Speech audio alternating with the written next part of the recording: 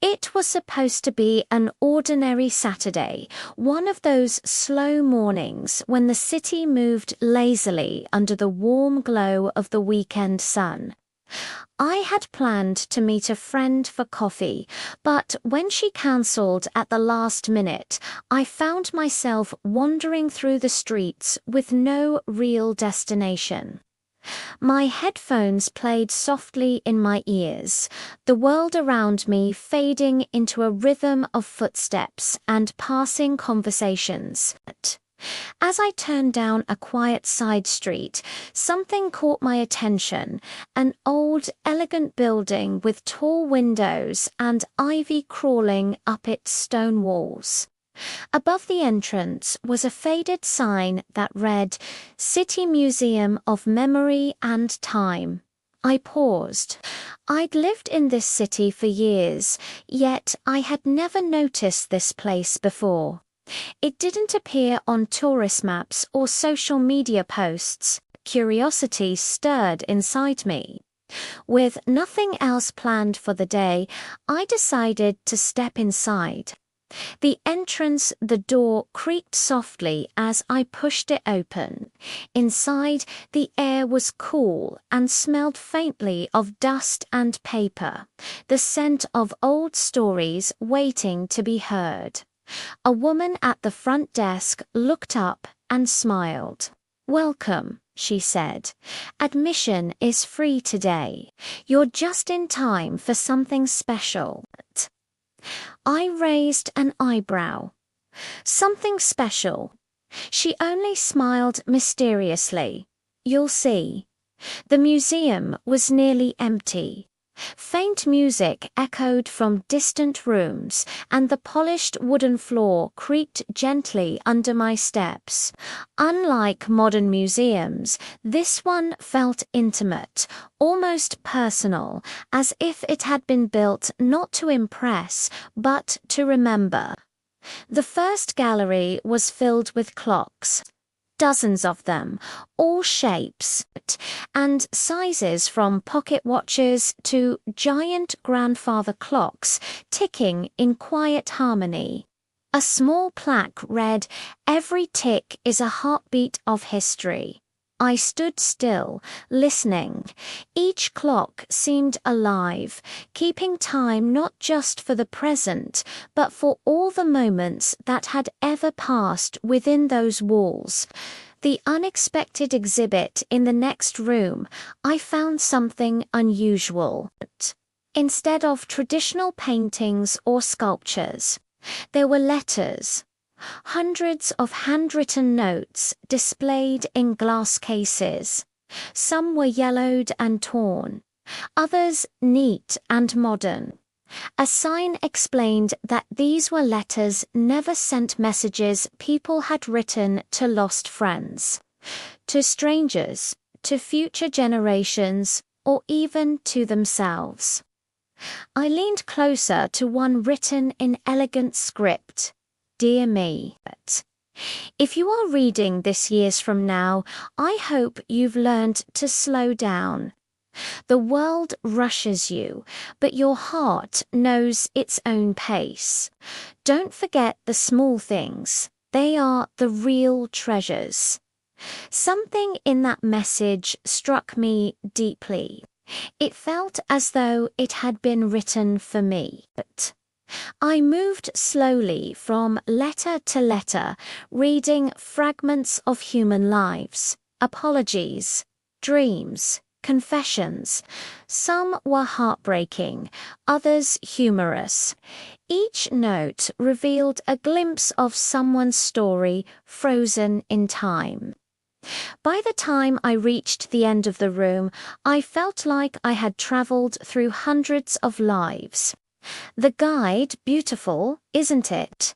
a voice said behind me. I turned to see an older man, tall and thin, wearing a simple grey vest. He had kind eyes that seemed to carry both wisdom and sadness. "Yes," I replied. "I've never seen a museum like this before." He nodded. "Most people haven't. This place was built to remind us that history isn't just made of kings and wars. It's made of ordinary people, small moments, and forgotten feelings. "Are you the curator?" I asked. He smiled. "Something like that. I take care of the stories." We walked together to the next exhibit, a dimly lit room filled with personal belongings. A child's drawing, an old camera, a cracked violin, a worn-out travel diary.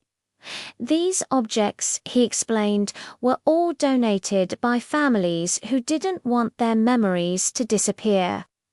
Every item has a story. He pointed to a faded photograph of a young couple standing by a river. They met during a flood evacuation in 1962. He gave her his coat. She never forgot. Their children donated this photo after they passed away, so their story could live on. I stood there in silence, feeling an unexpected wave of emotion. The hidden room. Just as I was about to leave, the man said quietly, "There's one more place." Most visitors miss it. He led me to a small staircase that descended into a basement room. The walls were lined with mirrors, and in the center stood a single display case.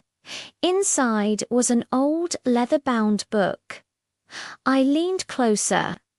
The sign beside it read, "Reflections, a guest memory journal." Visitors can write about something they want to remember, the man explained, or something they don't want to forget. He handed me a pen. "Would you like to write something?" I hesitated. My life had felt so ordinary lately, just work, messages, and scrolling screens. What could I possibly add to this collection of human moments? Still, I opened the book. Between pages filled with thousands of entries, I found a blank space and began to write. Today I walked into a museum I didn't know existed. I came looking for nothing and found something I didn't know ID, lost the feeling of wonder. When I looked up, the old man was gone. The room was empty, and only the sound of my breathing filled the silence. The exit. As I left the museum, the afternoon sun had turned golden. The streets outside felt different, brighter somehow. I glanced back, expecting to see the museum sign again, but from that angle, it seemed to disappear behind the shadows of nearby buildings. Had it always been there? I wasn't sure anymore. On my way home, I couldn't stop thinking about the people behind those letters, the objects, the stories. The museum hadn't just shown me history, it had shown me humanity. What I learned in the days that followed, I began noticing small things again. The laughter of strangers, the smell of old books, the quiet kindness in people's eyes. That museum had changed the way I saw the world. It made me realize that every person is a living museum filled with memories, mistakes, and dreams. We carry stories within us that may never be told unless someone takes the time to listen. And sometimes, all it takes to rediscover that truth is an unexpected discovery, a hidden place, a forgotten letter, a quiet moment that whispers, "You are part of the story too."